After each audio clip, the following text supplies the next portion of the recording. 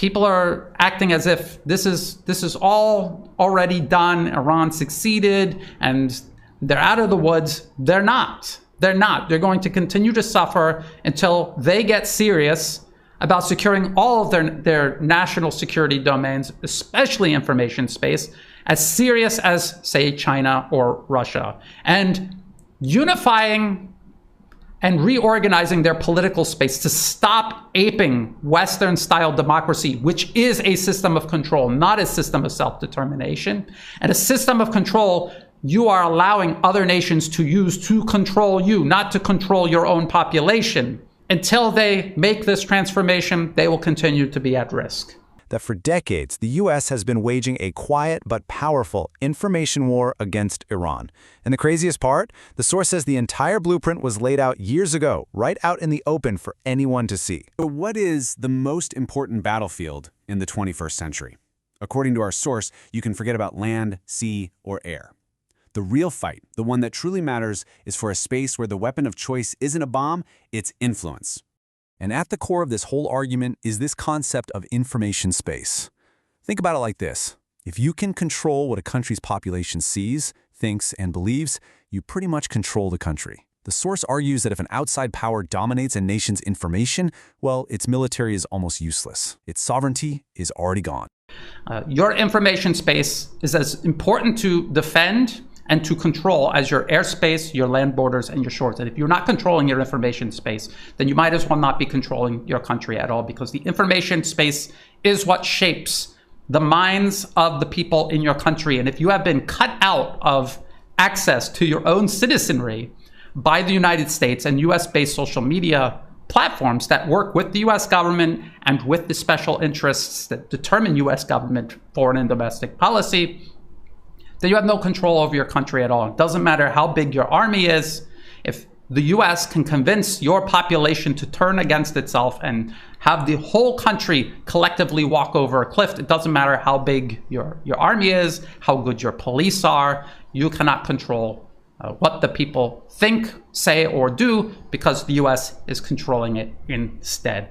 So let's get into this. The US has demonstrably continued its war on Iran through the execution of long-laid plans aimed at destabilizing the nation through US-backed protests and armed terrorists targeting major cities over the course of several days. And I have been following the footage coming out of Iran. These are armed terrorists. They have war weapons. They are working together. They have been trained and they have been fully equipped by somebody. Who is that somebody? It is the United States, and in their own policy papers, and I will show you those policy papers, they admit that this is what they were going to do and how, and now we see it unfolding before our own eyes.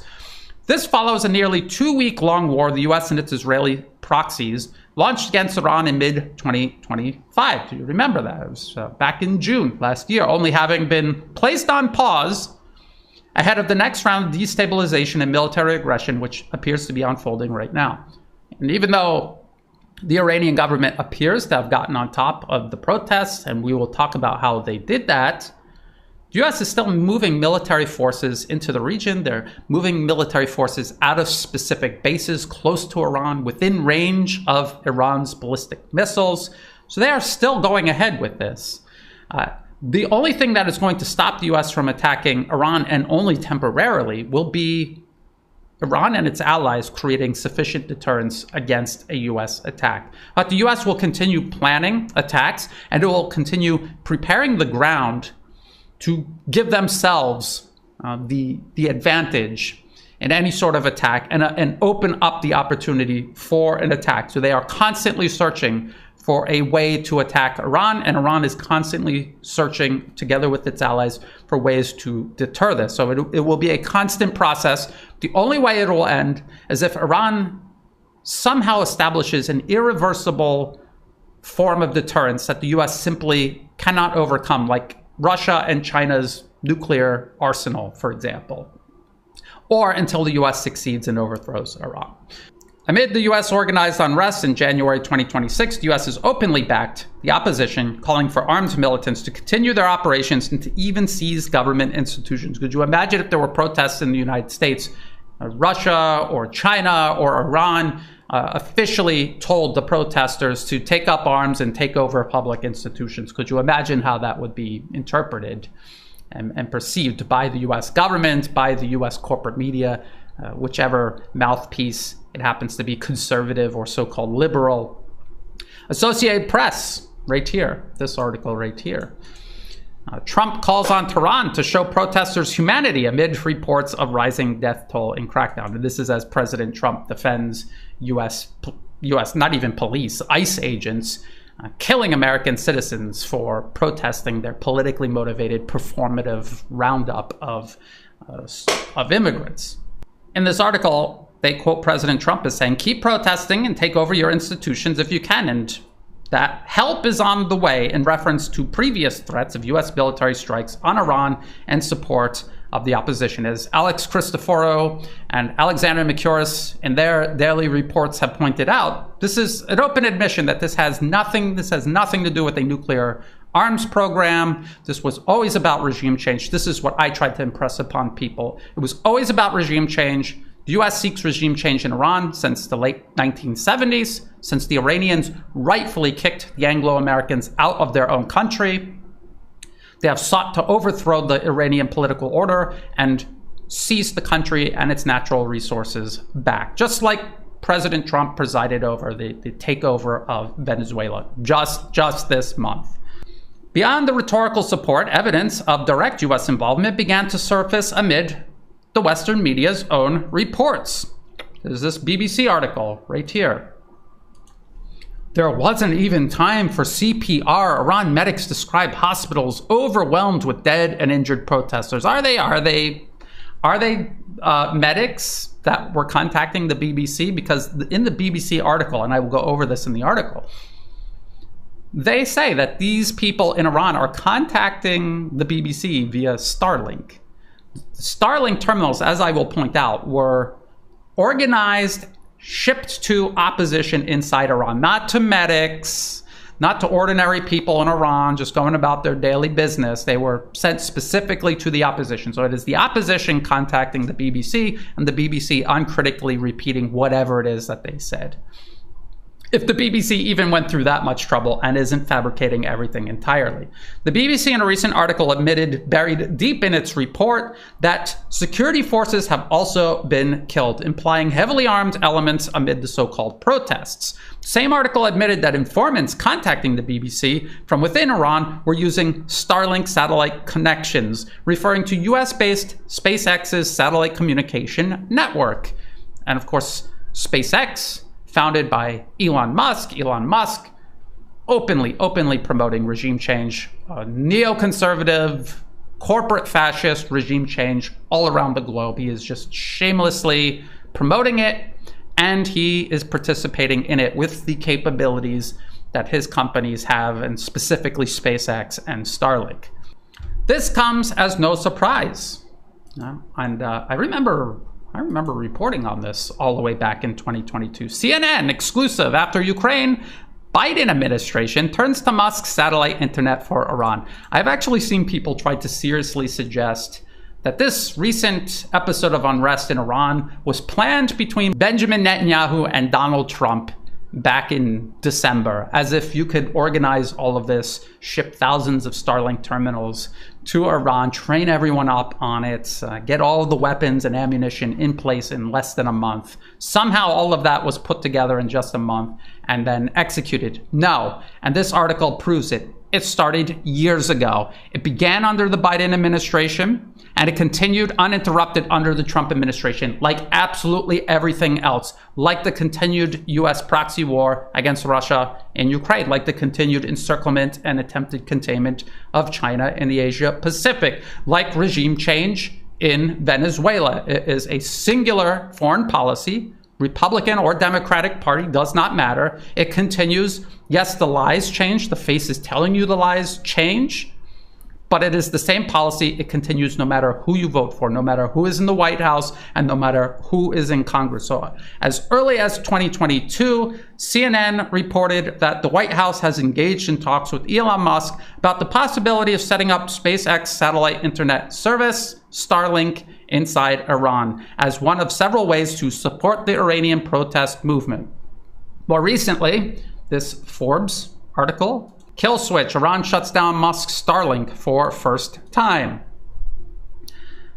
This Forbes article admitted tens of thousands of Starlink units are operating inside Iran, a metric of how aggressively the Biden administration era initiative was executed and then continued under the subsequent Trump administration. So President Trump picked up whatever was going on under the Biden administration. Yes, publicly he condemns President Biden, his administration, all of their policies. He presents himself as the exact opposite, but he took literally every single policy and continued it.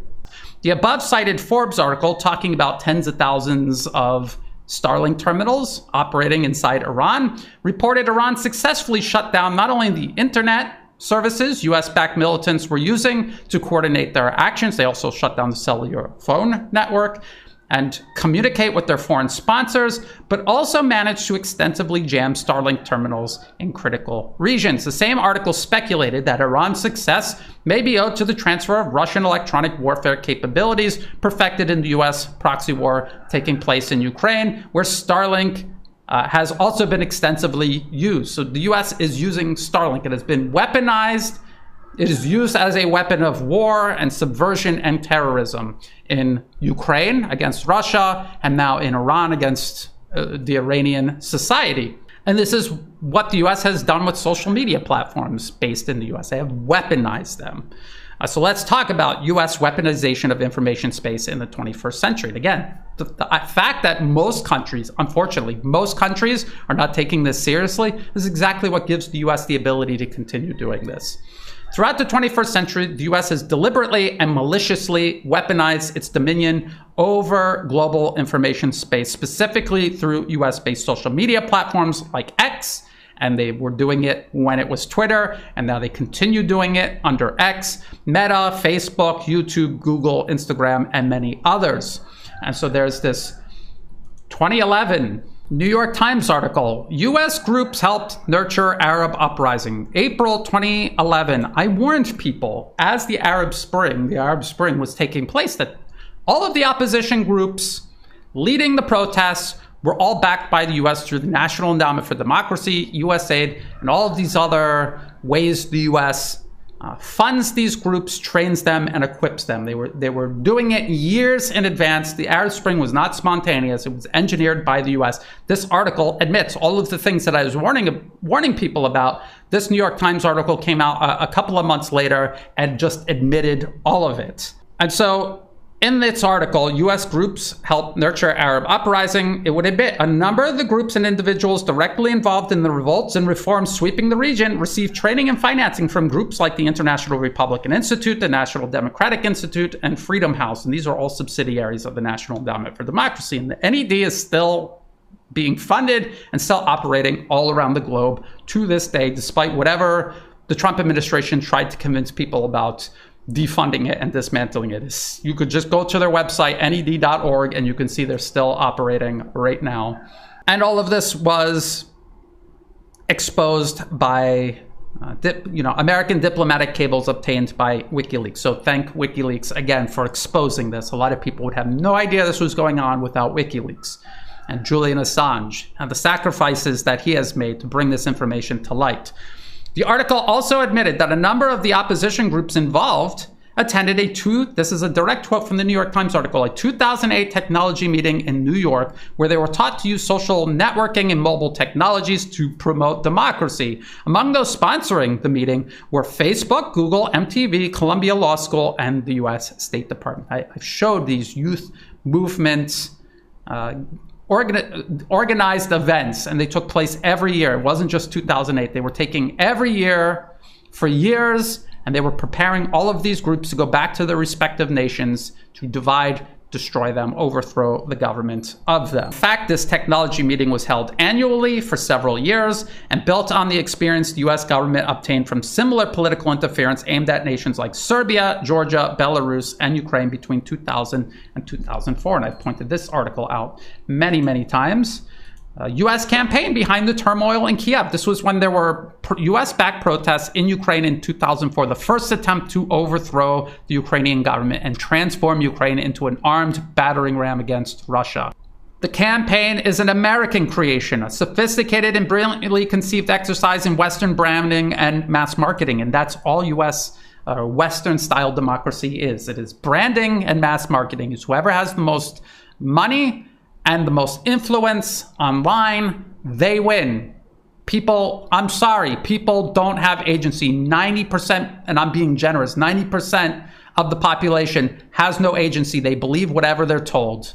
Whatever the TV tells them, whatever is repeated most often, that is what they will believe in. That is the unfortunate truth. And the US and the West in general takes full advantage of that.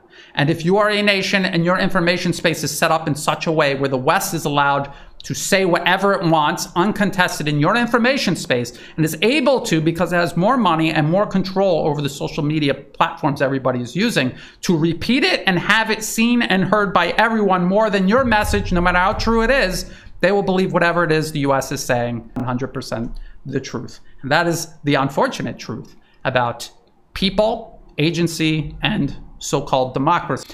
And very few nations are waking up and acting accordingly. So many others are ignoring this problem, as if they ignore it, it'll go away. Or if they just come up with an appealing enough message, they can persuade people online, as if they're unaware that there are algorithms US-based social media platforms use to bury information they don't want people to see and to promote messages, information, a consensus that they want to promote. You cannot fight that within their system. You have to replace their system, displace it from your information space, replace it with your own system, and then you can have whatever debate you want in your information space. You get to determine that, not Washington, not Wall Street, not Silicon Valley. So until people get this, the threat will persist, and all of the consequences this threat, ignoring this threat create, we will continue to all collectively suffer them. And people say, oh, it's in Iran, who cares? Every time the US is successful anywhere on Earth, it makes the likelihood of them succeeding anywhere else that much more likely, including wherever it is you live and you think somehow is immune to this. They will eventually get you, is inevitable if this isn't stopped.